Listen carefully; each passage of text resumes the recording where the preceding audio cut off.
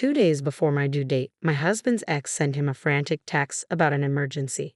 He told me to handle things on my own and disappear for a week. When he finally came back, he was stunned to find his mom at our house with some papers. Oh boy, I read it. I'm in a very complicated situation right now, and any advice would be greatly appreciated. My husband Jeremy, 35M, and I, 32F, have been together for 5 years, married for 2. We met through work, so I didn't know much about his past initially. Eventually, I learned that we both had only had one serious relationship post-college. My ex and I had dated for 4 years, 3 during college and 1 year after, but we broke up due to personal differences and lost touch. We had been broken up for almost 5 years when I met Jeremy. However, Jeremy was still in touch with his ex when we started dating and was actually pretty good friends with her. His ex, let's call her Valerie, was his high school sweetheart. They had been together since they were 16, right through college, and had been broken up for 5 years when he met me. He told me that they had parted ways because she wanted to advance her career with a job in Australia, and he didn't want a long-distance relationship. They tried to make it work for a few months, but eventually mutually agreed to part ways since it was for the best. They were part of the same circle, so they continued to stay in touch and remain friends. I was fine with it until I met his group of friends for the first time after almost 9 months of dating. All of them got together for dinner on New Year's Eve, and Jeremy decided to take me along to introduce me to his friends. Valerie was there as well, which surprised me since I hadn't been prepared to see her. Jeremy had only said nice things about her, so initially, I wasn't insecure. But as soon as I started interacting with her, I realized her energy was very different from what I had expected. Jeremy had made her sound warm and relaxed, but she wasn't like that at all. She made some really cutting remarks about me in front of everyone, and everyone just laughed it off because apparently that was her sense of humor. But I didn't like it one bit. Nobody seemed to get it because she disguised her comments as jokes, like how she remarked that I looked different in person than in pictures, and how she wasn't sure if I was Jeremy's type since he preferred tall blondes and I was neither. But she was, and everybody laughed since they thought she was just joking. She also made some remarks about how I was her successor, so she felt like she owed it to me to give me some training on how to keep Jeremy happy. These remarks were still somewhat harmless, and I was willing to look past them, thinking she might just have a very weird sense of humor. But then, while we were drinking, she toasted to the fact that Jeremy had finally moved on and how happy she was for him. I thought that was nice until she added that had it not been for her decision to move to Australia, I probably wouldn't even be there with them. Thankfully, nobody laughed because it was awkward, but she quickly started laughing at her own comment, forcing everyone to chuckle to move past it. It wasn't lost on me that she was still possessive about Jeremy. Once we got back home, I told him I didn't want her speaking to me again if he wanted to be with me. I told him I was uncomfortable with his friendship with her since she was clearly not over him and had been rude to me the entire evening. I had put up with her respectfully once, but I wasn't going to do it again. I was very clear about my boundaries because even in my earlier relationships, I had to deal with similar issues. Thankfully, Jeremy seemed to understand where I was coming from. He told me he also found her behavior strange and decided he would cut her out of his life because he didn't want her causing issues in our relationship. After that incident, I never heard him mention Valerie or speak to her again. He told me he had blocked her, so I was content with that explanation. I met his friends several times after that, and they never brought up Valerie with me, probably because Jeremy had told them I didn't like her. Things had been going smoothly until last week. I was pregnant, and last Sunday was my due date. It's Thursday now, and Jeremy left to attend to Valerie because she had some emergency and needed him by her side. He left 2 days before my due date and came back last night. We had a massive argument about it because I had assumed he had blocked Valerie and wasn't in touch with her. He told me he had indeed blocked her, but she had used a different number to contact him and was pretty desperate. Apparently, she had been diagnosed with stage 2 brain cancer and really needed someone to be there for her.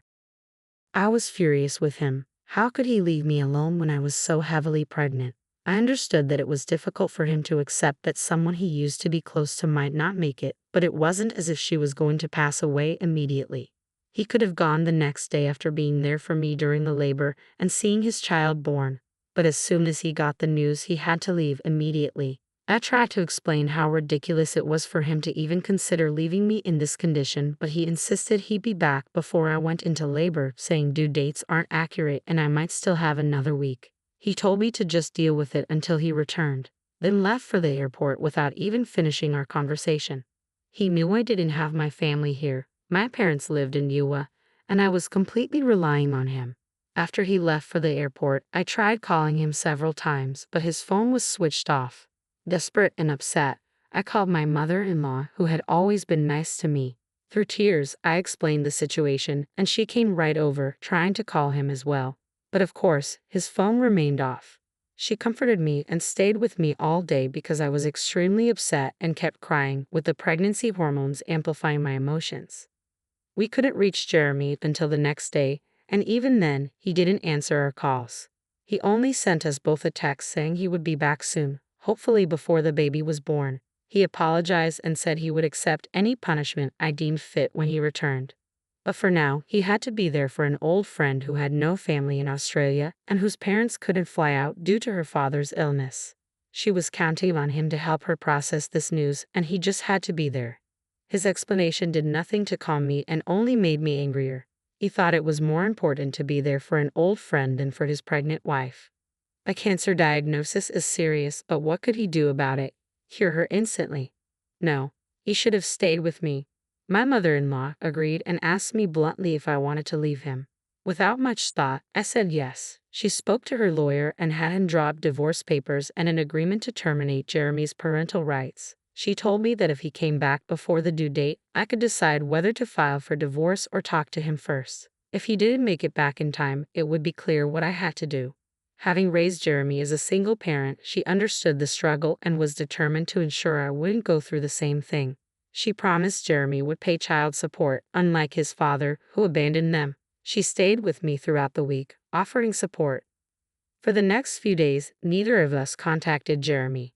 On Monday, I went into labor. My mother-in-law tried calling Jeremy to let him know, but he didn't pick up. She decided not to text him because there was no point. Fortunately, my parents had flown in the day before, so they were there for me. Still, I felt Jeremy's absence acutely. I made up my mind that no matter what happened when he came back, I would never see him the same way again. 3 hours after giving birth, I filled out the paperwork for the divorce and told the lawyer to file it on my behalf.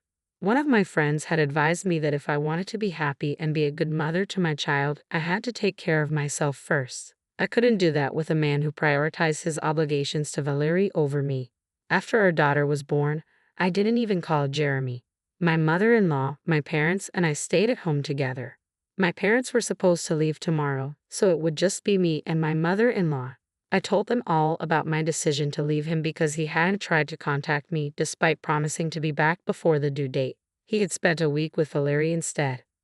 Last night, Jeremy came home late. I'd opened the door and he hugged me, but I shook him off and said I wanted nothing to do with him. Hearing the doorbell and the commotion, my mother-in-law walked into the room with the papers and threw them in his face. She demanded he leave immediately. She didn't care where he spent the night. She wanted him out of the house because I needed peace and quiet after giving birth. She also told him I had already filled out the divorce paperwork and needed him to complete the paperwork to terminate his parental rights.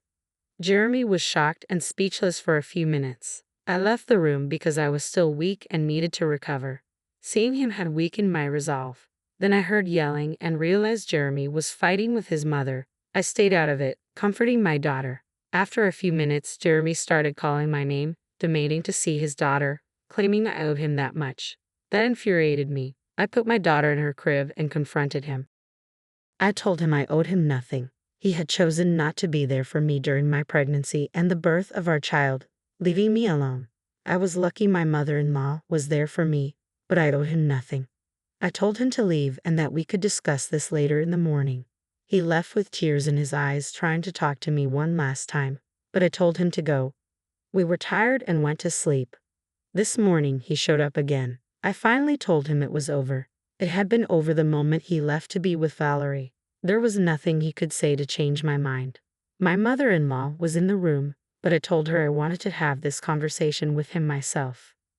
Jeremy started crying and begging. My mother-in-law had to leave the house with the baby so our daughter wouldn't hear him. He kept insisting he had only gone because Valerie begged him, claiming she was on her deathbed. He said he stayed because she was alone and needed comfort, and it was purely platonic. but I wasn't there, so I didn't know what had happened. I told him it didn't matter anymore and I wanted him to leave. Then he pleaded, saying even if I divorced him, it was too harsh to take away his chance of being a father. He wanted me to reconsider or he would fight for custody. He knew it was unlikely he would get custody since he hadn't been there for the birth, and we could use that against him. Plus, our newborn daughter needed me more than her father. He begged for one chance because, despite everything, he really wanted a family. Eventually, Jeremy did leave but asked me to think it over. Now, I'm not so sure what to do. This is a huge decision involving people's lives, so I want to be certain before moving forward. Am I the asshole for divorcing my husband and asking him to terminate his parental rights over our daughter because he skipped her birth to be with his ex, who claimed to be on her deathbed? Update: I've made up my mind and am going through with the divorce. I'm still contemplating whether I want full custody or not. Jeremy has shown up at the house every day to apologize and literally beg for forgiveness. It's getting harder to turn him away, but I know I have to. Thankfully, my mother-in-law has been incredibly supportive and is helping me take care of the baby. My parents had to fly back home, but my mother-in-law has moved in with me long-term to provide the help I need. I told her that even if I decide against giving Jeremy full or partial custody, she will always be welcome to visit her granddaughter. I asked my mother-in-law for her opinion on the custody situation, but she left the decision to me, confident that I'll make the right choice for both of us, just like I did with the divorce. I'm still struggling with this decision, and it hasn't gotten any easier because Jeremy keeps showing up. Every time he comes, I feel like taking him back and forgiving him, but I can't, not after everything I've been through. Valerie has always been a sore spot for me, and he ignored that even when I was pregnant with his baby. Honestly, I don't know if they have been in touch or if something was going on between them recently. I can't trust anything he says anymore.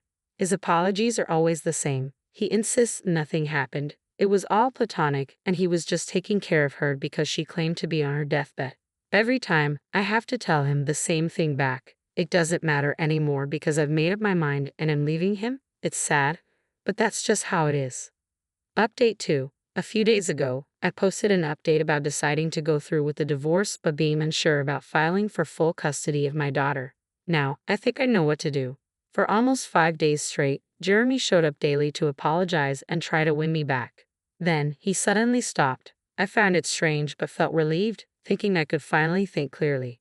However, after he stopped coming, I started receiving texts from people telling me that what I was doing was incredibly wrong and immoral, and they never expected me to act like this. His friends began bombarding me with messages, not just his usual group but every single person who went to school or college with him. It felt like he set up a template for them to send, like a petition. They sent emails and messages trying to convince me to cancel the divorce. At first, I blocked people left and right, but then they started making fake accounts to send the same messages.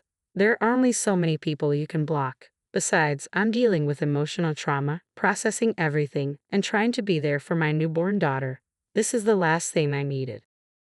If Jeremy really cared about me, he wouldn't be putting me through all of this at such a delicate stage of my life. It's obvious he only cares about himself. I don't think I have to worry about my daughter's custody anymore. I'm going to file for full custody, and that's final. He still has the papers and can sign his rights away if he chooses. I've spoken to my lawyer, and this is happening. The messages I've been receiving are hurtful, and I know for a fact that he has written the template and instructed his friends to send it to me. It reflects his beliefs more than anything else. If this is how he views me, we don't need to be together at all. The messages included a line saying, "We never expected you to be the kind of person who would use their child as a pawn to punish their partner and play mind games like this." Is he for real? Does he seriously think I'm using our daughter to punish him for what he did? He clearly doesn't understand how marriages or children work. That line hurt me deeply and solidified my decision. When I showed the messages to my mother-in-law, she was very upset and wanted to contact him and tell him off. I asked her not to because it wasn't worth it. Confronting him would only lead to him denying any involvement, even though it's clear all his friends are sending the same type of messages. I don't understand why he involved his friends in this. It's not like I'm going to read their messages and instantly stop what I'm doing. Their opinions don't matter to me because they aren't my friends. I've never been close to any of them, so they can think whatever they want about me. I don't care. I guess he thought if enough people started texting me, I'd give in to the pressure. But he doesn't know me at all. I'm not the kind of person who bends to pressure. I did change my mind when he showed up every day begging for forgiveness. I knew letting him back into my life would not be good for any of us, especially our daughter. I might have felt terrible about it, but I still went through with it because I don't bend easily. After being with me for so long, he should have an idea of what kind of person I am. But it's clear he doesn't. It's becoming clearer every day that I'm doing the right thing by leaving him. Even if every single person he knows starts texting me, I won't change my mind. In fact, this situation has only strengthened my resolve. As long as the people I love are on my side, I don't have to worry about any of this. Update 3. The legal proceedings for the divorce and the custody agreement will commence in a couple of days. Jeremy has decided not to contest the divorce but is demanding at least partial custody of our daughter. We're going to see how that works out. I'm open to the idea because I'm not inherently evil, but I don't want to implement shared custody until our daughter is at least a couple of years old. That's what we're going to negotiate, and I'm very happy I've made this decision for myself. Now that it's finally happening and hitting me how real all of this is, I thought I would be scared, but I've never felt more sure of anything in my life. I think some of this confidence might be because of a message I received from Valerie yesterday.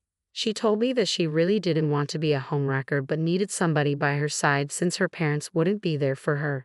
Jeremy was the only person she could think of. She also mentioned that over the past couple of years she had tried to contact him several times and he had always turned her down, saying I wouldn't approve of it. But she knew that her oldest friend in the world would always be there for her, especially if she was sick, which is why she contacted him. She apologized for the trouble this had stirred up in my marriage but thought I should let him retain his individuality instead of being so controlling. So, I was right that he hadn't blocked her at all, and they had stayed in touch, maybe not in the way I thought, but they did at least speak to each other. The worst part was that she also told me they had shared a moment when they were together and ended up kissing for a couple of minutes. But after that, Jeremy had drawn away from her, saying he couldn't do this, especially while his wife was with his child. She told me that he had not let the kiss last more than a couple of minutes and that was how loyal he was to me, as if that was supposed to make a difference. It was ridiculous, but yes, I was right about everything.